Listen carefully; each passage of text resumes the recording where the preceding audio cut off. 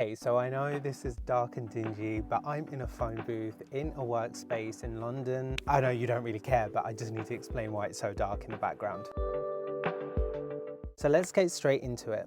Frank starts this episode with an interesting quote about surviving the global market, which I think is super interesting. We have so many things happening in the industry for musicians, for artists, that is tricky to navigate and also quite confusing to explore. The task for this episode was everyone had to remake each other's songs, which is a cool take. I love a bit of a remix of something that's been done out of there. I have a couple of covers, why not plug it? As they're pairing each of the contestants up, I did think it was a little bit unfair to put Dylan and Mia together. They also mentioned that their sounds are quite similar. I guess they wanted to challenge them and see what they could do. But I think having a similar sound then makes trying to twist a song quite difficult, but they did take it in two different directions, so that was interesting. Dylan mentioned something that I've mentioned in the previous review, that the pressure was on. I think that's what he was like, okay, it's getting to me a little bit, let me step in the game, and boy did he. He came back on this episode. I think there was a bit of a dip because he felt maybe a lot of pressure from being sort of the front runner of the competition. He nails it. Nena came through with some shots this time round. Wasn't Barry for once. Barry was quite tame this episode, I have to say. Nena said she'd like to see Dylan or Amel leave the competition at the start of the episode, which clearly identifies two competitors. I think she said it in a positive way, as in that they are her competition and she wants to see the competition get eliminated. For me, Amel is just a star. Like, she has that star quality. Similar to Sizel, actually in our interview she mentions it also. Vocals are something that she's currently working on.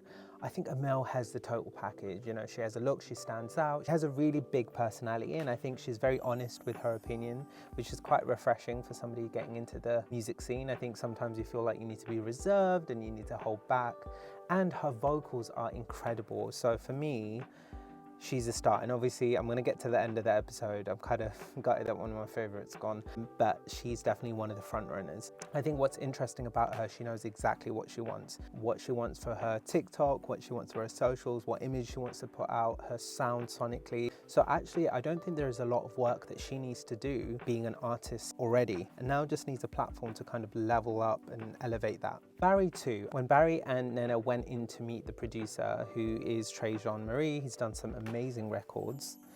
Barry really knew what he wanted. He came in and he said, okay, I know how I want to flip that song. And both of them had some reservation of what the other was going to do, because both songs were quite personal. Jason made a comment about allowing producer to produce. The producer did also mention that Barry is overbearing, but he really loves him. Because Barry knew his direction for the episode and for this song, he did kind of overpower a little, but I mean, if you know what you want, this is a competition, you kind of are like in the mode of, yeah, this is what I want to hear, this is what I want to do. And it was a bit strategic this episode, and she said, I want to make this a bit more commercial.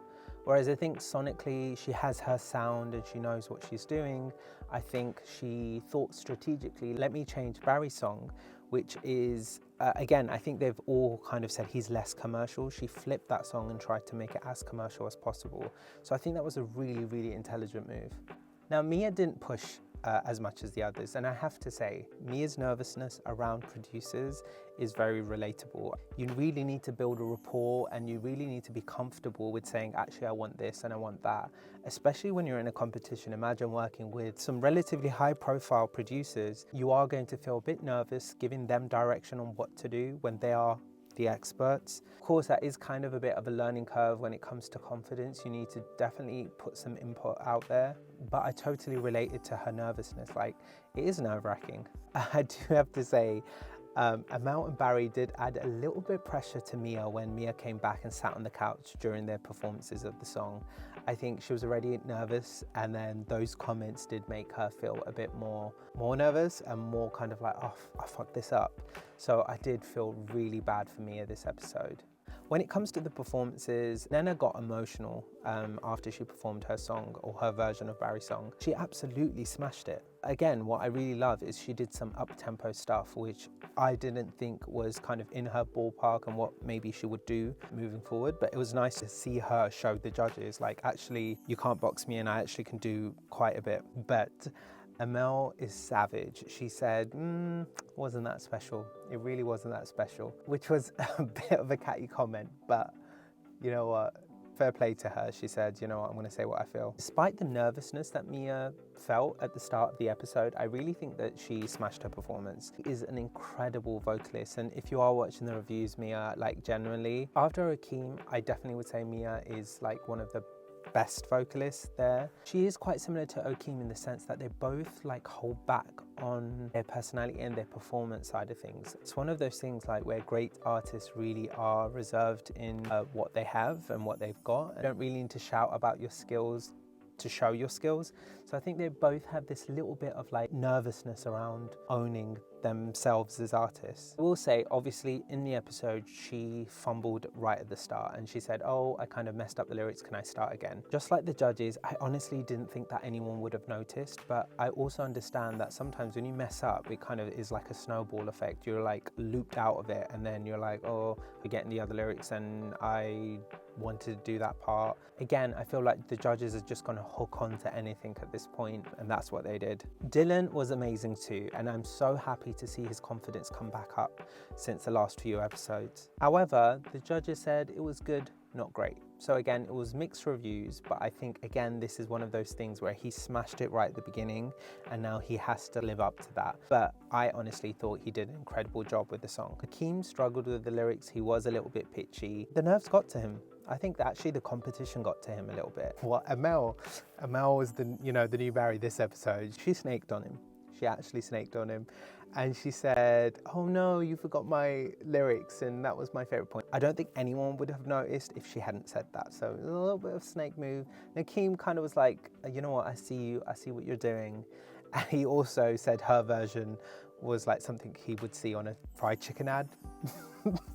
You know, fair play to him, he gave a little bit of a clap back. But I have to say, Mel, this episode and this version of the song she did, for me now in this whole competition, Mia and Amal are the two front runners, and Amal is just like, I feel, yes, sometimes a TV edit can kind of do you dirty, and I spoke to Sizel last week now, and she mentioned like some of the things weren't aired, and also how you think something is coming across doesn't come across the way you do. The side comments maybe were taken out of context, and also maybe she's just confident enough to say, actually, this is my opinion. And I think that's kind of cool. So the bottom two were Mia and Akeem. Now both did incredible performances. Akeem just killed it again. I just love his voice and I think he's a great artist, but sadly, we saw him go home. I don't think this is the end for him, and if anyone is watching, do go check him out on Instagram, Spotify, all that. He has an amazing voice. This isn't the last we're gonna see of him. Episode 3, I think I'm gonna do a bit of a ranking. So for me, number 1 right now is Amel. Great vocalist, she did great throughout this competition. She killed the TikToks, her vocals are great, her stage presence great. The point of personality, it's a bit Marmite, but I still think she's number 1 at the moment.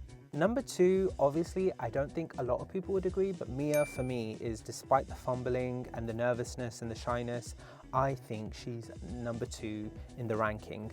I also saw a video of her busking and some guy being really rude to her, and she got really emotional by it. You know, it's tough being a musician, it's tough being on TV, it's tough being in front of camera, like it's awkward, right? You're thinking, oh my God, how am I gonna come across? Like, how are people gonna perceive this? So I still think she's great as a talent and as a person, so she's number 2. Number 3 for me is Barry. I feel like Barry is kind of steady. He's been steady throughout the whole competition, so I think he might be a bit of a dark horse. He has had some great moments. He's had some moments that maybe not so great. And again, just like Amel, I think his personality is a bit Marmite, but like it's drama, it's funny, it's entertaining. And I also like that last episode he shared a bit of his kind of backstory, which hopefully helps people relate to him a little bit more. Number 4 is Dylan. Now Dylan, I don't think is bad at all, and I would think he's probably one of the front runners normally, but I think he's gaining his confidence, so we'll have to see what the next episode brings. And finally, Nena. I don't think she's like bottom in terms of talent and skill and personality. I just don't think we've been given the chance to see enough of that. But also, I think she doesn't really need the show to do as good as she will do. I think her focus should be her artistry rather than trying to be an all-rounder in terms of like being on social media and having that holistic approach to music. I actually think her voice is incredible and I can see her making some amazing music. What did you think of the artist this week? I think the teasers for episode 3 are amazing. Music videos look great. A special thanks to Charlie and Seisel last week for doing some amazing interviews with me. It was great to get an insight, and also they're just lovely people. Thank you once again, and I will see you on the next episode.